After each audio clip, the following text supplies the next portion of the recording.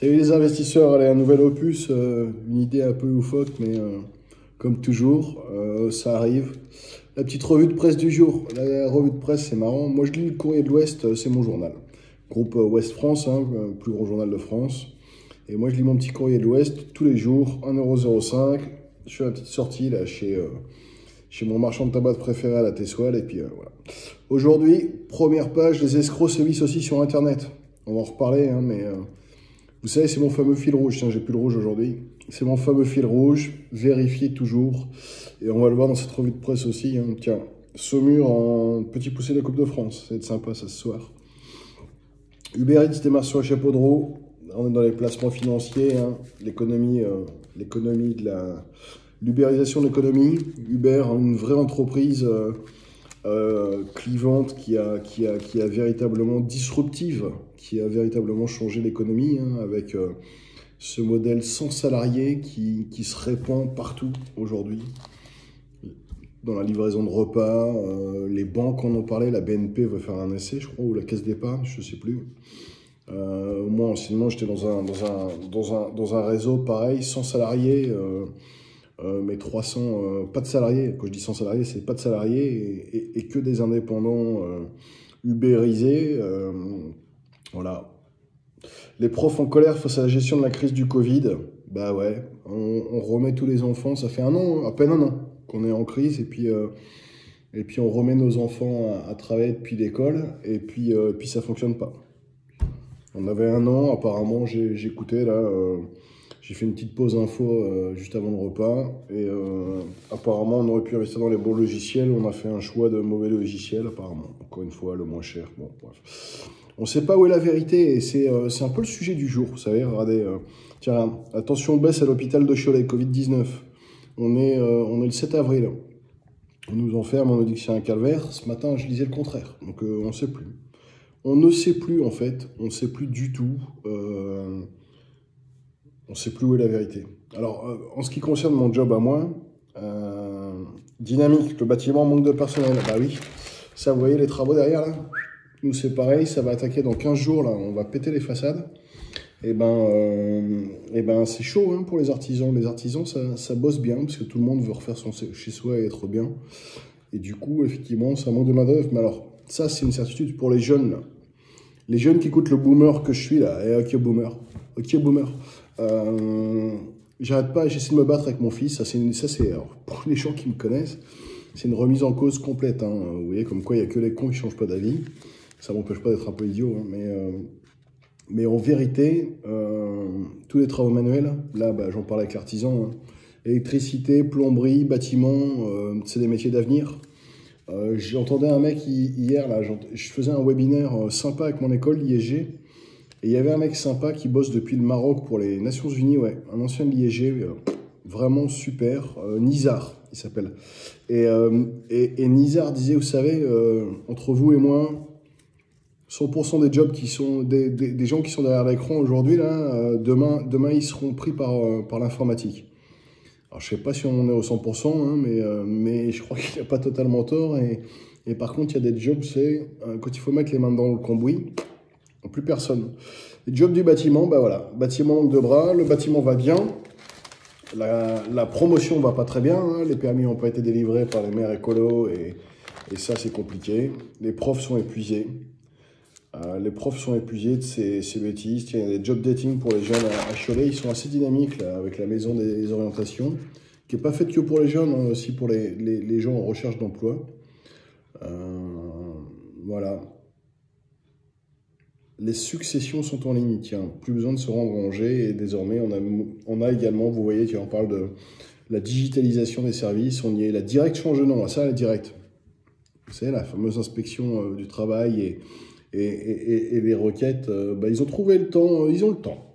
Ils ont le temps, le gouvernement, là, ils ont changé le nom de la directe. Ça, c'était vraiment essentiel dans notre situation actuelle, de changer le nom de la directe. Je cherche, voilà, l'article qui m'intéresse, les escrocs sont aussi sur Internet. La compagnie de gendarmerie de Cholet observe une hausse des cyberescroqueries, faux notaires, faux employeurs, de vraies fausses banques. Attention aux petites annonces, attention à l'amour. Vous savez, je parle pas d'amour, moi, donc on va pas parler d'amour.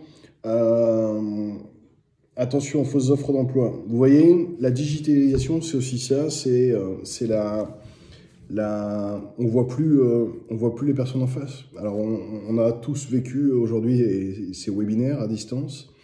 On voit comme ça. Il va falloir vérifier. Dans le monde, moi, je me bats avec mes enfants. Hey, papa, t'as vu Très bien, c'est quoi ta source? Et alors, j'ai eu la discussion, c'est marrant, la semaine dernière avec eux, justement, parce que c'est un sujet...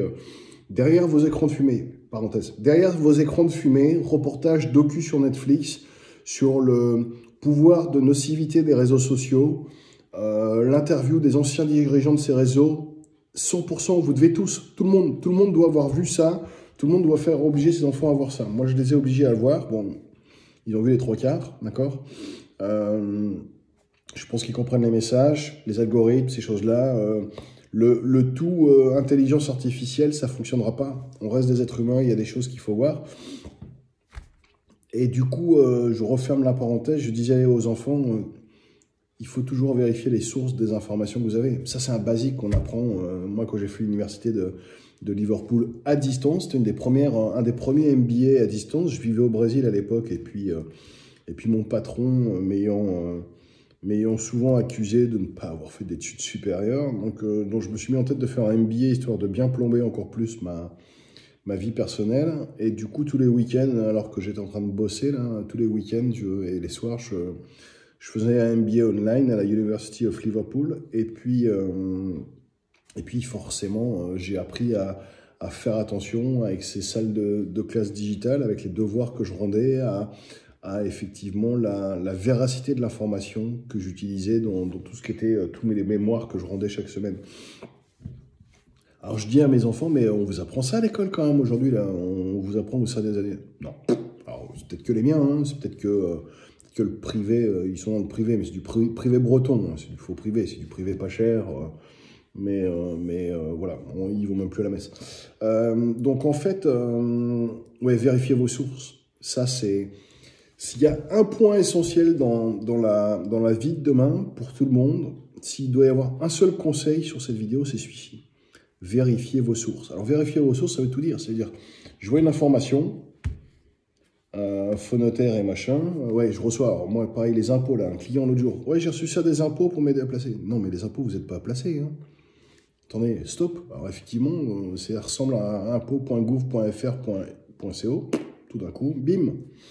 Vérifiez ça, et c'est vrai qu'il y a des gens qui font confiance, qui font crédule, ils voient le logo, ils voient le machin. Vérifiez toujours, contre-vérifiez. Moi, c'est devenu une habitude. Je contre-vérifie tout 2 fois. Historiquement, les journalistes, on parle de journaux, hein, les journalistes, historiquement, ils disaient, pour qu'une information soit vérifiée, quand on a une source et quand on a une information, on veut 3 sources différentes, concordantes.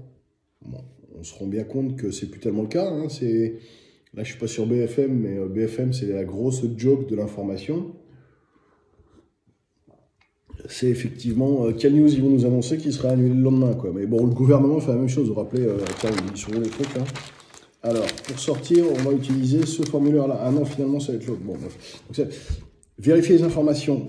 Pourquoi ça a à voir quoi avec la gestion de patrimoine bah, c'est très simple. C'est toujours mon fil rouge. Vérifiez qui vous avez en face de vous. Même si, effectivement, les gens se déplacent aujourd'hui, vérifiez les certifications, les homologations, vérifiez la personne qui est en face de vous. D'accord ? Ces vérifications vous donneront... Moi, j'en dérogerai pas.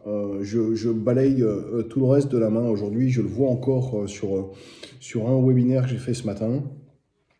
Le devoir d'information, de conseil, de transparence qu'on a envers vous, mais il est sacré, quoi, d'accord? Donc, à vous aussi de vérifier les sources, parce que moi, je peux faire mon job et respecter ces règles-là. Il y en a le double, voire le triple, qui s'annoncent gestionnaires de patrimoine aujourd'hui sur le marché en France, et qui n'ont pas le moindre... voilà, Pinel, c'est génial et tout, il n'y a pas de risque. Si, il y a des risques, il faut que vous soyez conscient de ce potentiel de risque, d'accord? Comme ça, on les descend les uns après les autres ensemble. Et vous, vous contrevalidez le travail que je vous rends et sur la sélection des biens.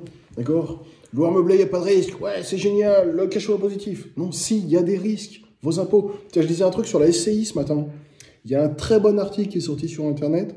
il faudrait que je vous le mette sur mes pages, sur les risques de la SCI, et d'arrêter de dire qu'il n'y a pas de risque. Si, parce qu'en fait, contrairement aux autres sociétés, la SCI, c'est pas une RL. Vous savez ce que ça veut dire RL dans SARL? Responsabilité limitée. Et bien dans la SCI, non.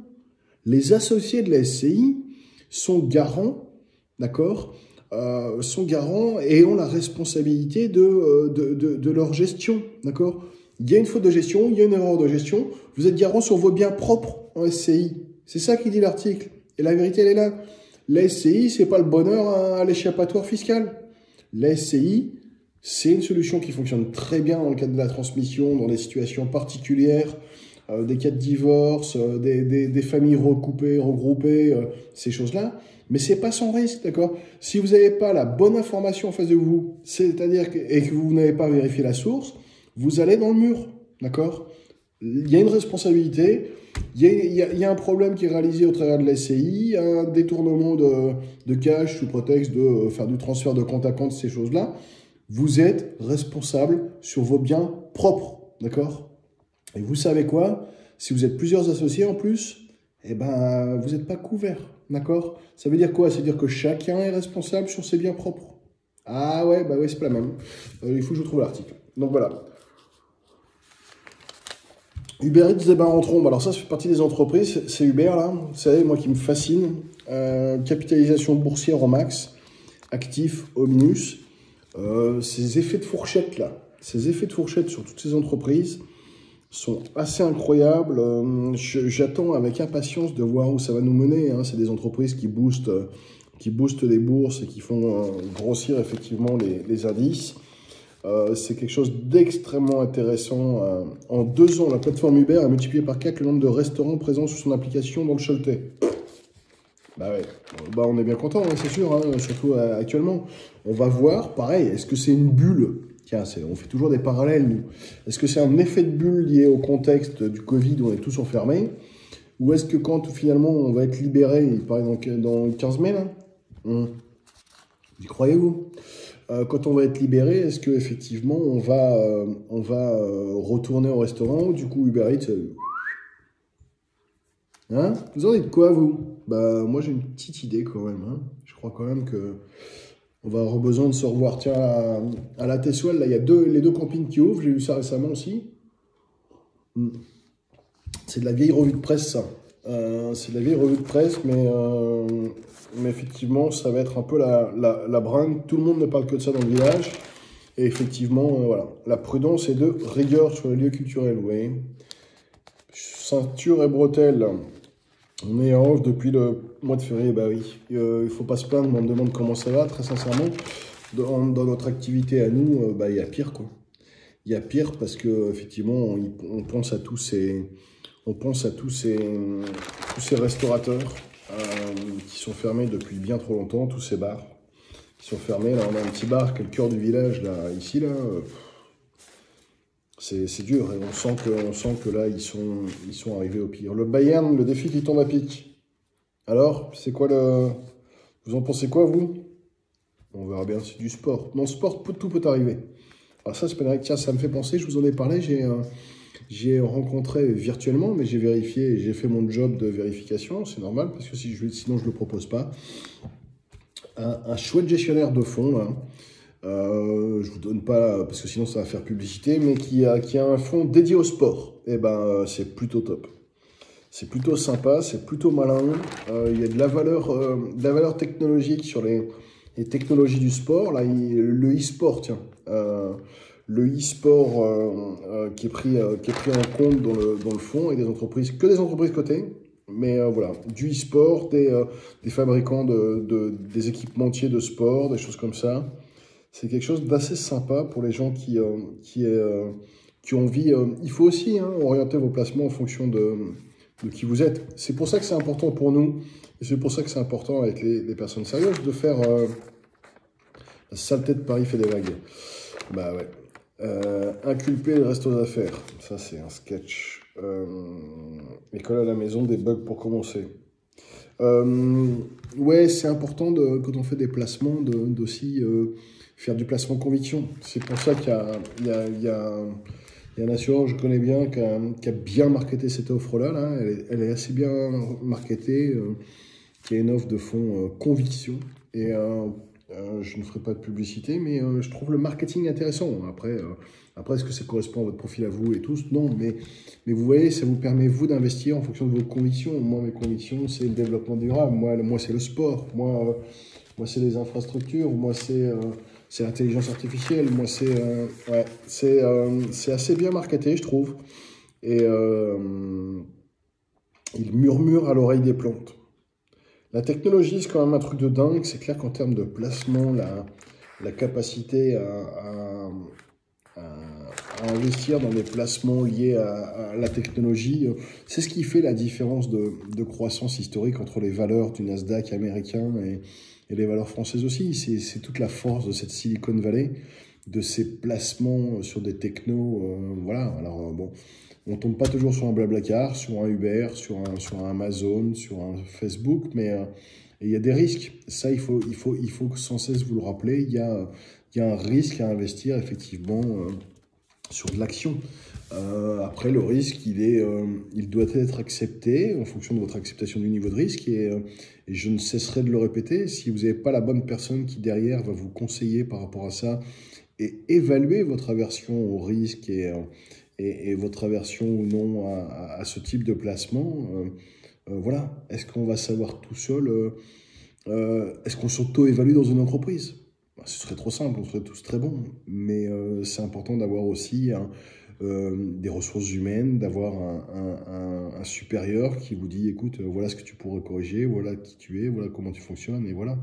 Gémeaux, vous serez maladroit, je suis Gémeaux. Vous serez maladroit. Bon, bah, c'est en santé. Je vais faire gaffe avec mon café, par contre. Moi, l'horoscope, je le regarde, ça fait marrer. Je regarde et que si c'est bien. Que si c'est bien, je fais attention. Je sais pas si tout le monde fait ça. Bah voilà, écoutez, c'était la fin. J'arrive à la fin. La télévision, bah, ce soir, ça va être foot. Hein. J'arrive à la fin de cette revue de presse. C'est nouveau, c'est pour se marrer. Faut faire des petits breaks aussi, ciao.